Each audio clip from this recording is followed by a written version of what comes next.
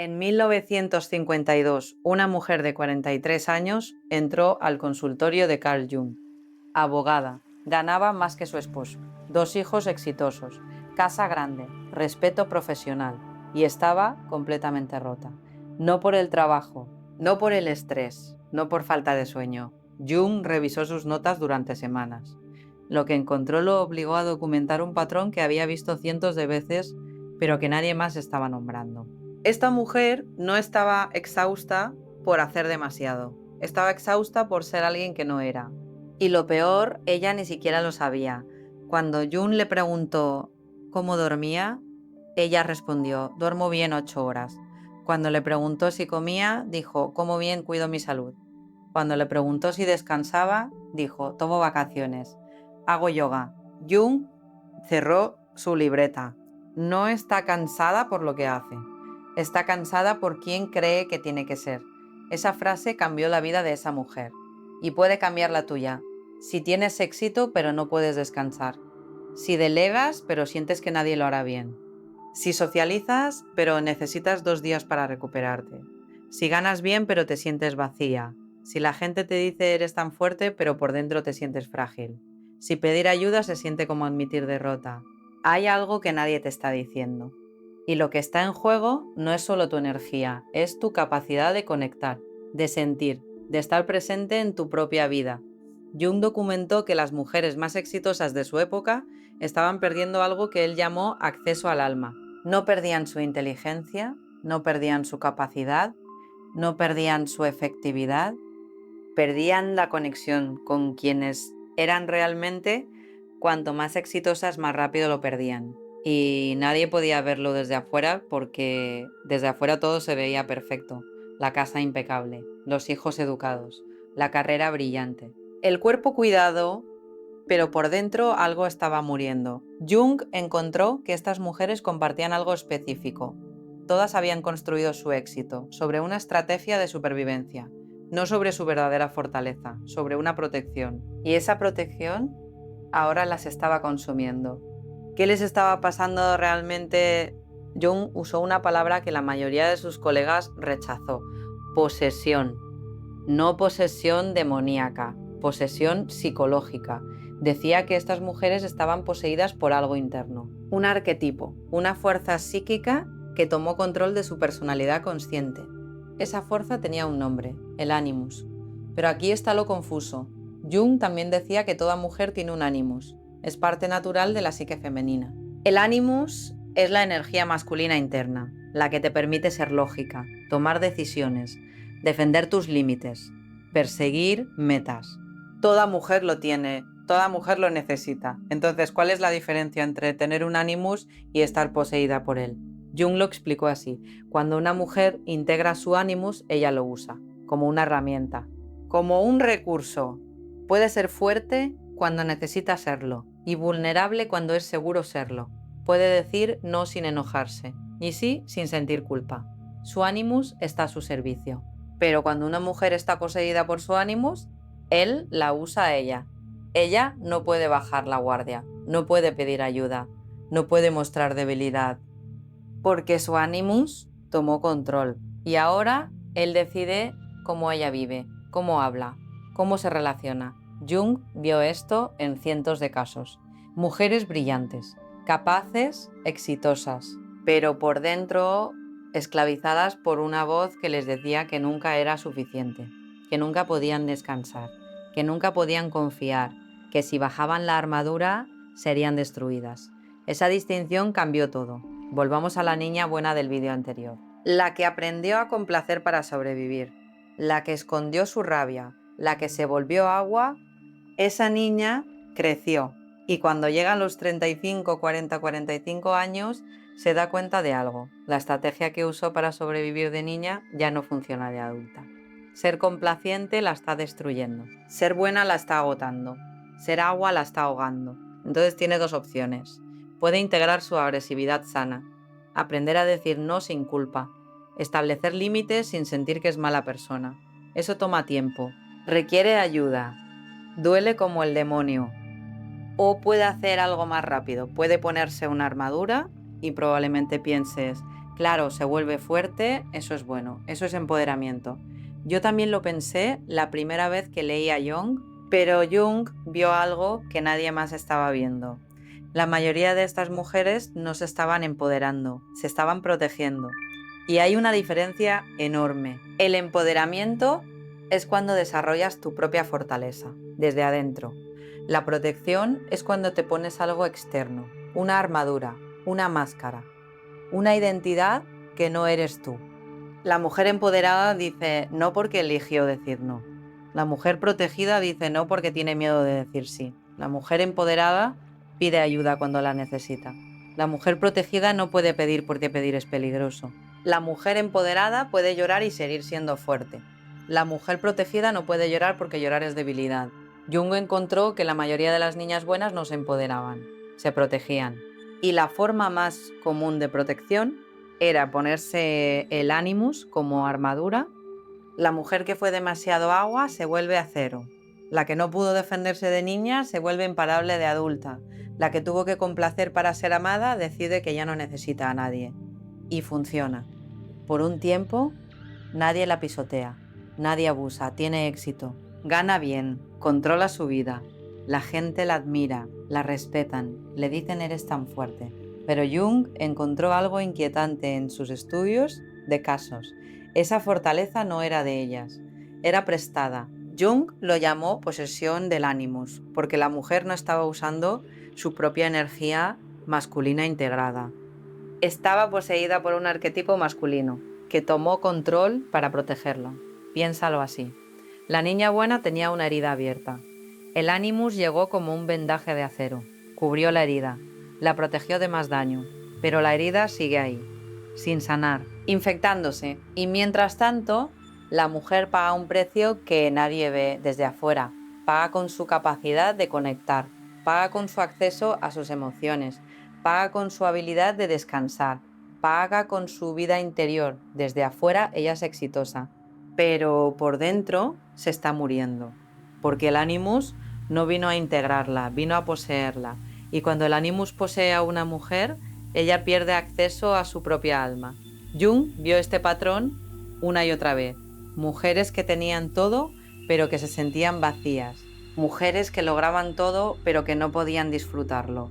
Mujeres que controlaban todo, pero que habían perdido el control de sí mismas.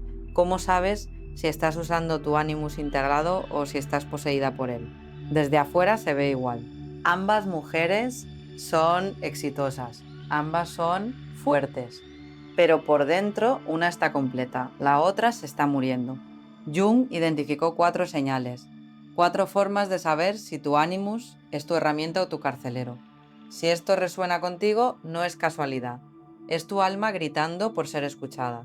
Signo 1. Hiperindependencia defensiva.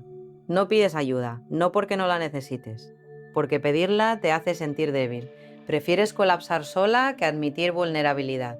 La mujer poseída tiene una regla interna. Yo sola puedo, yo sola debo. Esto no es empoderamiento, es trauma disfrazado de fortaleza. Jung lo vio claro. La mujer poseída rechaza la vulnerabilidad, porque vulnerabilidad es peligro. Su Animus la protege, manteniéndola en modo supervivencia. Pero aquí está la trampa. La verdadera fortaleza femenina no es yo sola puedo. Es yo elijo cuándo pedir y cuándo dar. La mujer integrada pide ayuda sin vergüenza. Delega sin culpa. Recibe sin sentir deuda. La mujer poseída no puede hacer nada de eso. Su Animus le dice, si bajas la guardia, te destruirán. Y tiene razón. Le pasó antes. Cuando era niña buena, confió y la traicionaron. Pidió ayuda y la ignoraron. Se abrió y la lastimaron. Su Animus aprendió. La vulnerabilidad es peligrosa.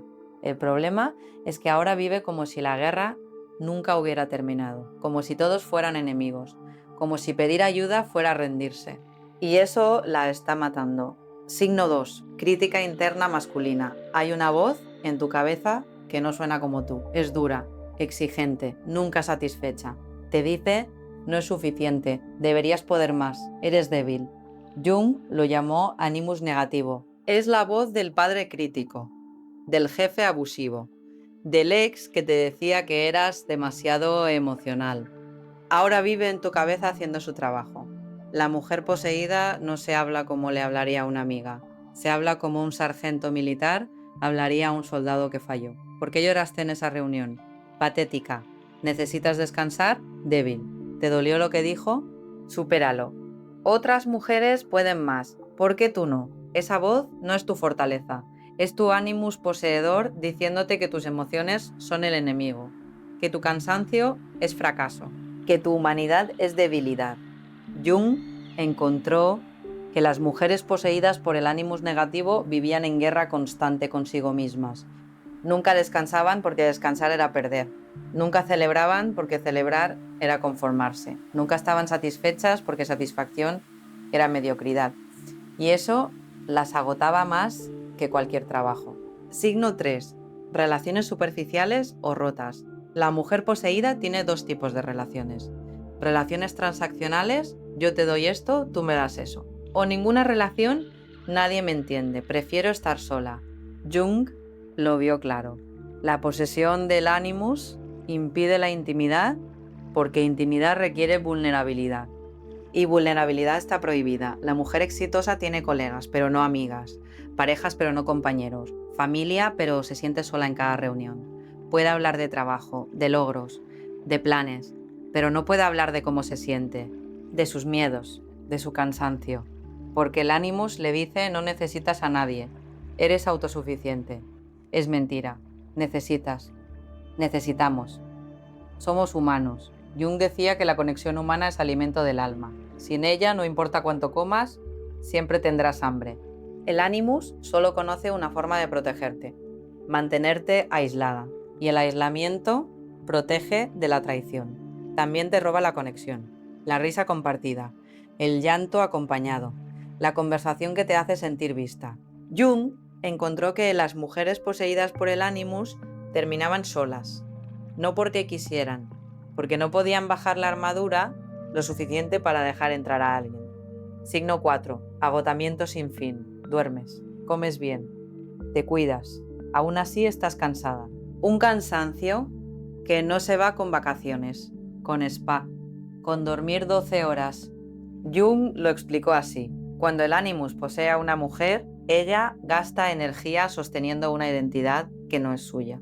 Imagina llevar una armadura de 20 kilos todos los días, para trabajar, para hablar, para existir. Nunca te la quitas.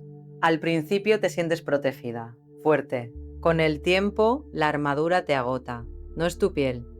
Es algo que cargas. La mujer poseída está cansada porque está viviendo como alguien que no es.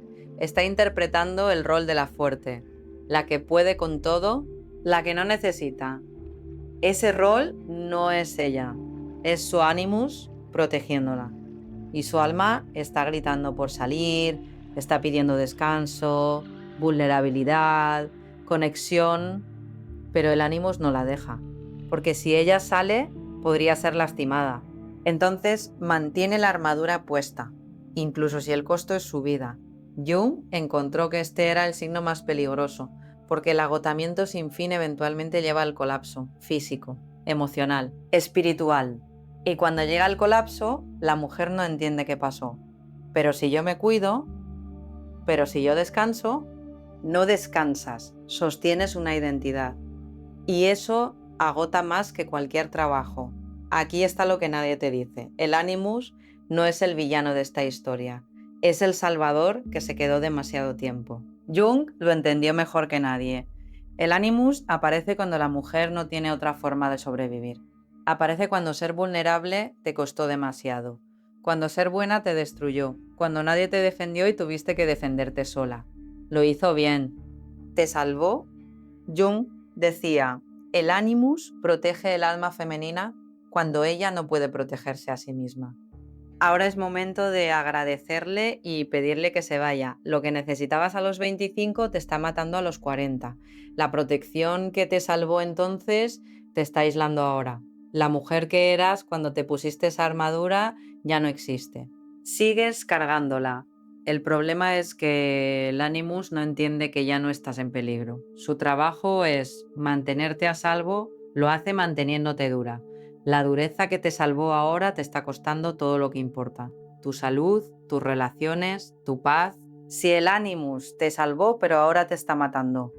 Si reconoces los 4 signos, si te ves reflejada en esta historia, ¿cómo se integra? Jung no pedía a las mujeres que se volvieran débiles, les pedía que dejaran de necesitar la armadura. Eso requiere pasos que nadie te enseñó. Jung lo llamaba el segundo nacimiento.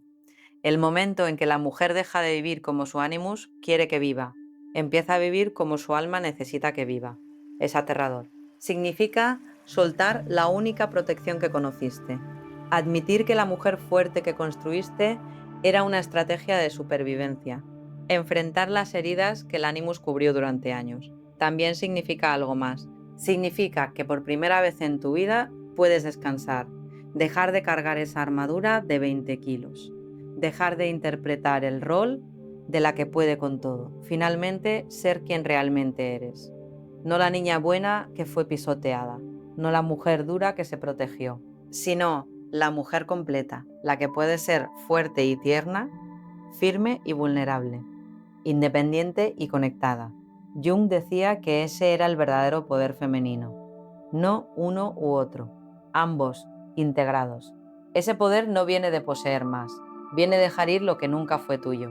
Los próximos vídeos van a profundizar en cómo hacer esa integración, paso a paso, sin armadura, sin miedo. Si este vídeo resonó contigo, escribe en los comentarios. Reconozco mi Animus, no para avergonzarte, para nombrarlo.